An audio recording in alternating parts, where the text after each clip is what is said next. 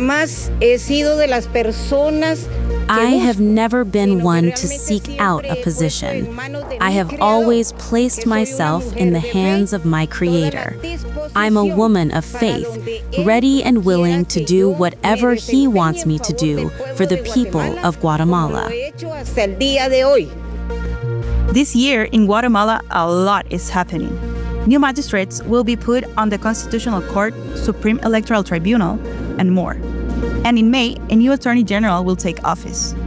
The current top prosecutor, Consuelo Porras, who has been internationally sanctioned for corruption, applied for a seat on the Constitutional Court. Suffice it to say that the political scene became a hornet's nest. I'm Yuliana Ramazzini, and this is Central America in Minutes.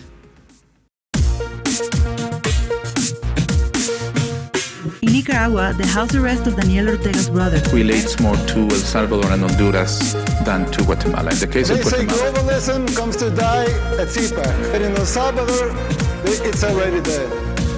Central America in Minutes, an original podcast by Faro English. On Monday, university representatives in Guatemala voted for candidates for constitutional magistrates. Yep, that's how the system is set up here. It's the highest court in the country, even above the Supreme Court of Justice. Just a few hours earlier, a group of special UN experts warned of allegations linking Consuelo Porras to illegal adoptions in the 1980s, during the internal armed conflict. 2 days later, the US Embassy turned up the heat. They warned that in another of the selection processes for electoral magistrates, Guatemalan university authorities opened the doors to criminal drug trafficking organizations. Porras has been sanctioned by the US State Department, Canada, and the European Union for corruption and lawfare. She is set to end her second term as top prosecutor in May. And she even announced she would run for the Constitutional Court. But the UN now says they obtained evidence that Porras was the legal guardian of 80 children put up for adoption in 1982. They called for caution when voting for magistrates. Despite much saber-rattling, Porras ultimately received no votes. Unless she obtains another office granting her immunity from prosecution, this would leave her subject to criminal investigation. But it seems she has tried to play her own cards to protect herself.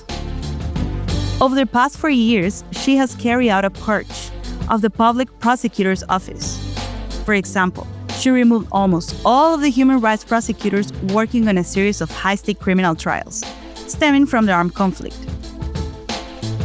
She has also criminalized dozens of anti-mafia judges and prosecutors, journalists, and human rights defenders.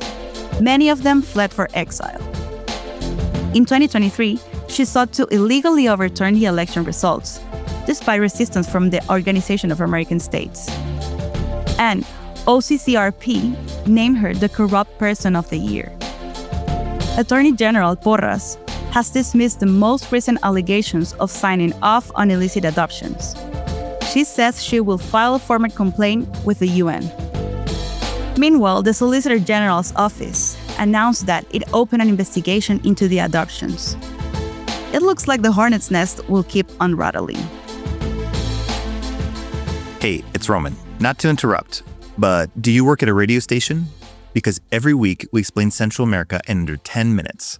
Our journalism crosses borders. Shout out to our friends at KEPW in Eugene, Oregon. To put Central America on the airwaves, shoot us an email at english@elfaro.net. Next to El Salvador. The Legislative Assembly chose one word to describe their 2026 budget: austerity. But they're keeping the vast majority of details under lock and key. We're not talking about the national budget, but rather the budget to pay for the operations of the deputies. That includes salaries, staffing, and facility maintenance, but also certain quote-unquote privileges that are unpopular in a country where deputies earn many times more than the majority of the population. This year, it will be $46.9 million, the same amount as in 2025. When the ruling party, Nuevas Ideas, took control in 2021, it inherited a larger budget of $58.3 million, approved by today's opposition. In a recent interview with the state newspaper, Diario El Salvador, Assembly President Ernesto Castro said that this figure is proof of a break with unrealistic budgets and wasteful spending. Ernesto Castro is a close associate of Bukele, former private secretary and business partner. He has promised to curb excess, such as vehicles and cell phones assigned to boards of directors, as well as nepo salaries. The annual budget is one of the few documents available to examine legislative spending. But what little has been published doesn't include where spending has been reduced. Acción Ciudadana, a Salvadoran organization that monitors the use of public funds, determined that the Assembly only presented 10% of information about its budget. It withheld all information regarding purchases, bids, and contracts until August 2027. But it is clear that the $11 million reduction since 2021 is due, at least in part, to the number of legislators. In 2023, President Nayib Bukele reduced the Assembly from 84 to 60 deputies. Keep in mind that the public support for Bukele does not extend cleanly to his deputies, even though the president has exercised total control over every decision made by the Assembly for almost 5 years. The Assembly regularly makes major decisions like rewriting the Constitution without public scrutiny or legislative debate. That helps explain why the ruling party changed the electoral calendar so that deputies are elected at the same time as the president in 2027. One election, one ballot, and the letter N, which stands for Nuevas Ideas or for Nayib Bukele. All right, one last plug for the day. Do you get our newsletter in your inbox? For a deeper look at what's happening in Central America every week, go to elfaro.net/en and subscribe to help us topple the dictatorship of the algorithm.